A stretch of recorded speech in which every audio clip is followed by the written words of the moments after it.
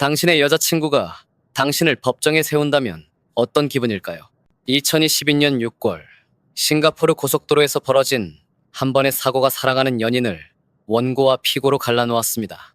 교통경찰은 제가 무죄라고 했지만 법정에서는 제가 피고석에 앉아야 했어요. 지금부터 들려드릴 이야기는 한순간의 사고가 어떻게 사랑과 법, 그리고 현실 사이의 잔혹한 게임으로 변해가는지 보여주는 실화입니다.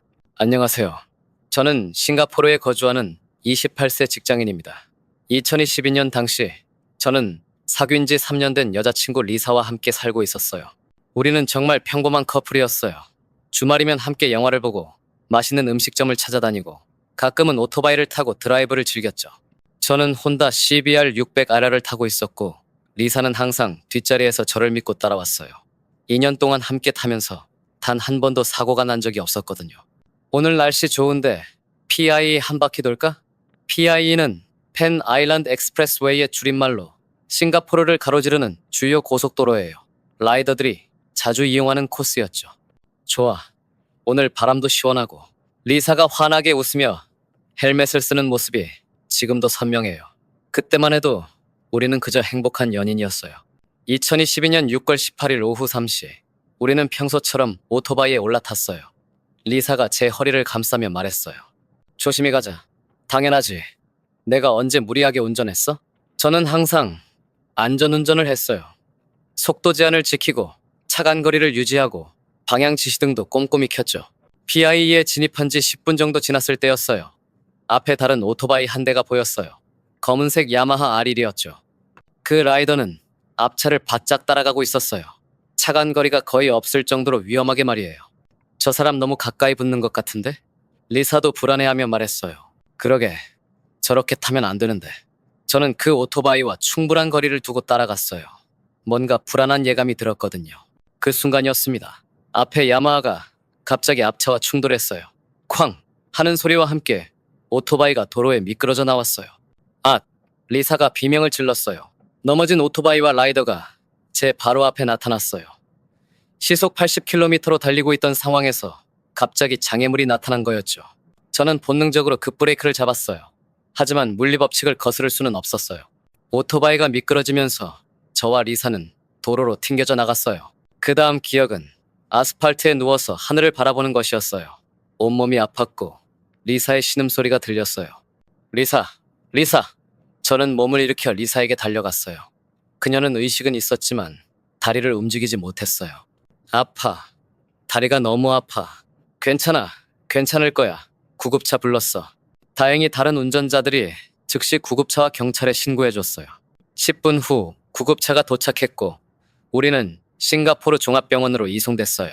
병원에서 검사 결과 저는 찰과상과 타박상 정도였지만 리사는 심각했어요.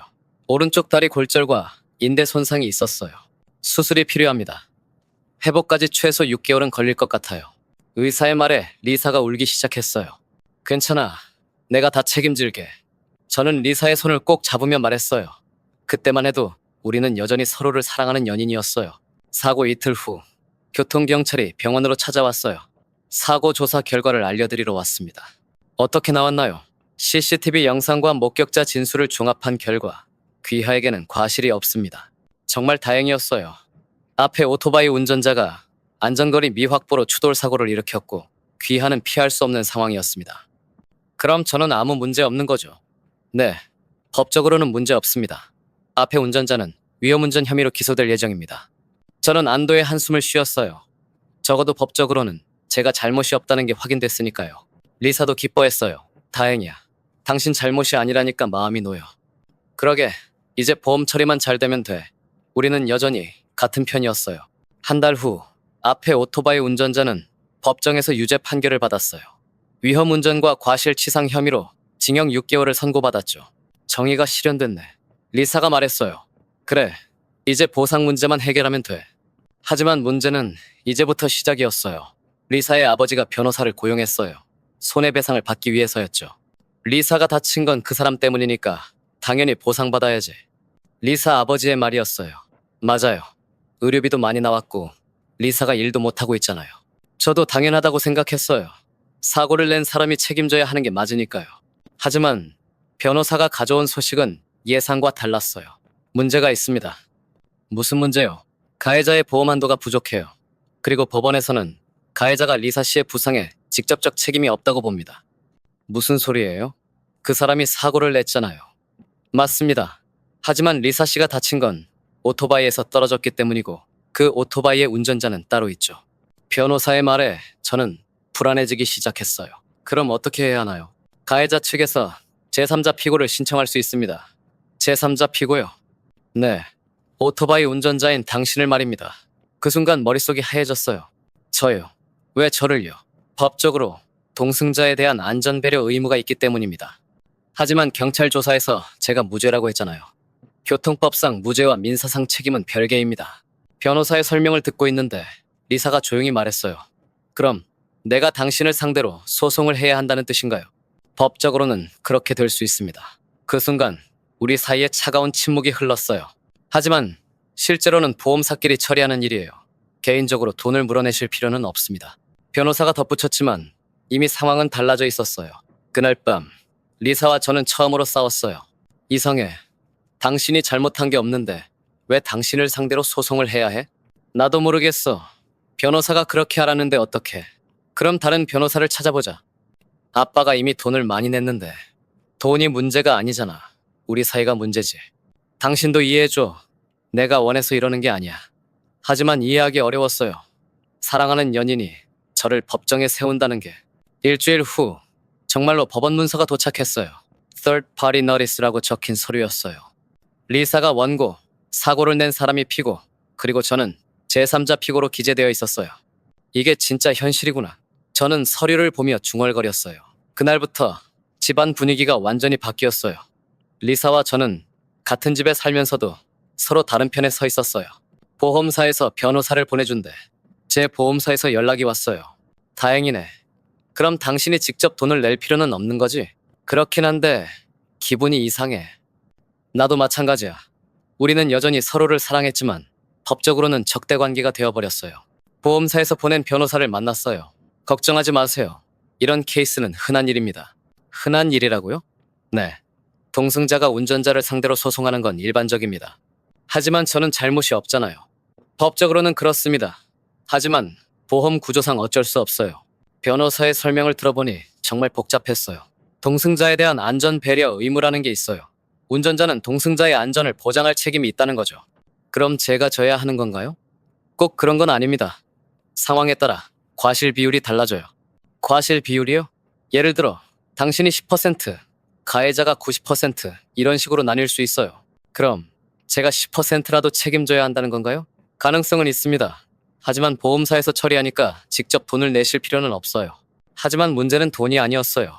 마음의 문제였죠. 한 달 후 첫 번째 법정 출석 날이 왔어요. 리사와 저는 같은 법원 건물에 들어갔지만 서로 다른 변호사와 함께 앉았어요. 이상하다. 정말 이상해.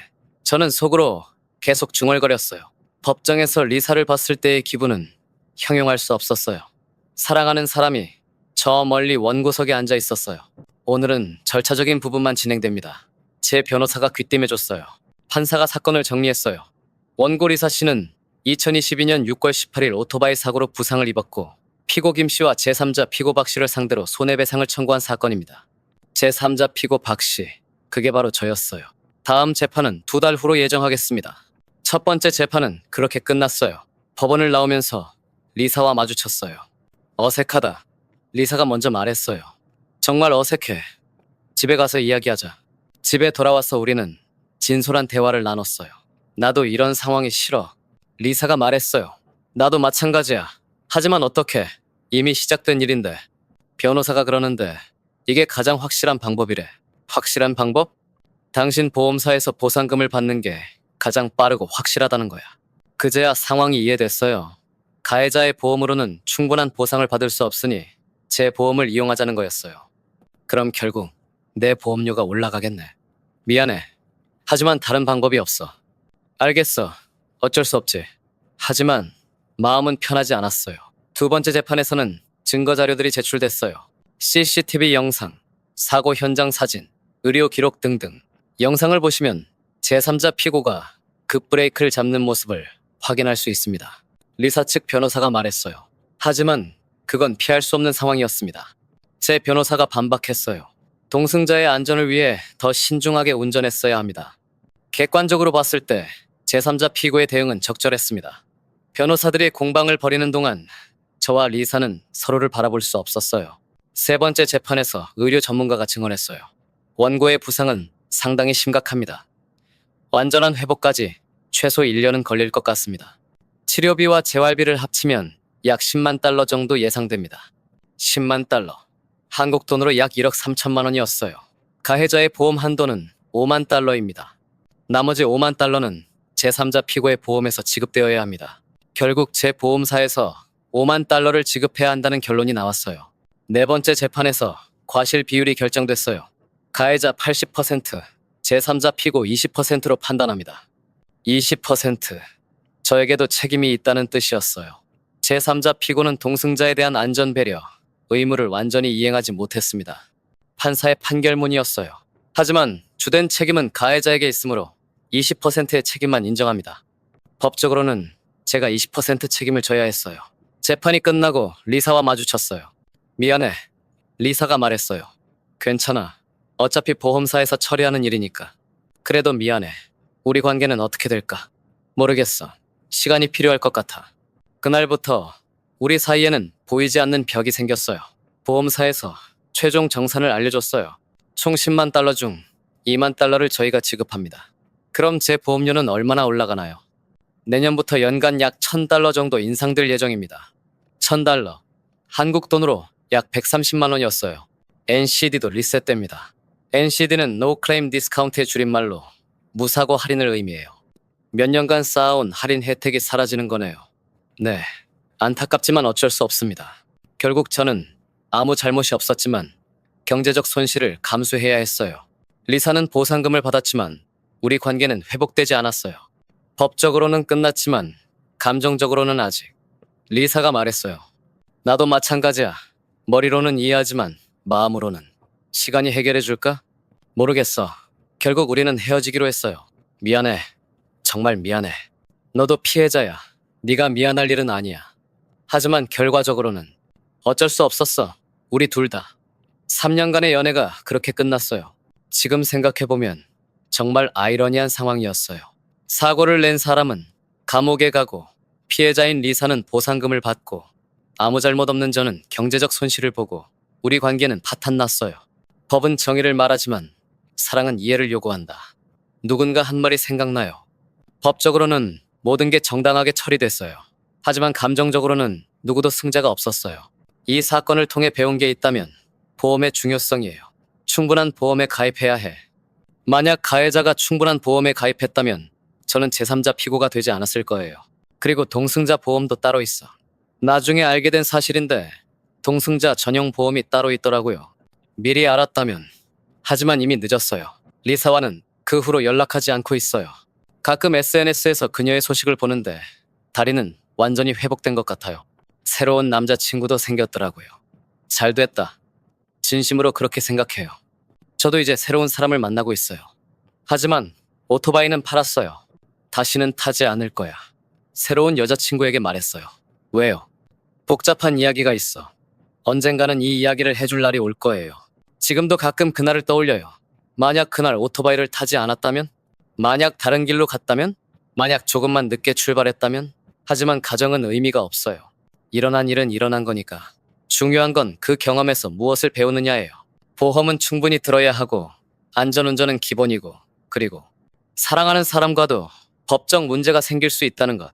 이게 제가 배운 가장 큰 교훈이에요. 법과 감정은 별개라는 것. 정의와 사랑은 다른 차원의 문제라는 것. 그리고 때로는 아무도 잘못하지 않았는데도 모든 사람이 상처받을 수 있다는 것. 여러분도 혹시 비슷한 상황에 처한다면 감정적으로 받아들이지 마세요. 법적 문제와 개인적 관계를 분리해서 생각하세요.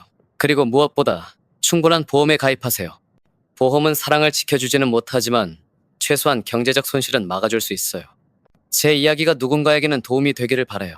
그리고 리사가 행복하게 살고 있기를 진심으로 바라요. 우리는 비록 헤어졌지만 서로에게 소중한 시간이었으니까요. 법은 정의를 말하지만 사랑은 이해를 요구한다. 때로는 둘 다 완벽할 수 없을 때가 있다. 싱가포르 오토바이 사고 당사자의 고백. 한순간의 사고가 모든 관계를 바꿀 수 있다. 중요한 건 그 상황에서 서로를 이해하려고 노력하는 것이다. 여러분의 소중한 사람들과 좋은 추억만 만드시길 바랍니다. 그리고 혹시 모를 상황에 대비해 충분한 보험에 가입하세요.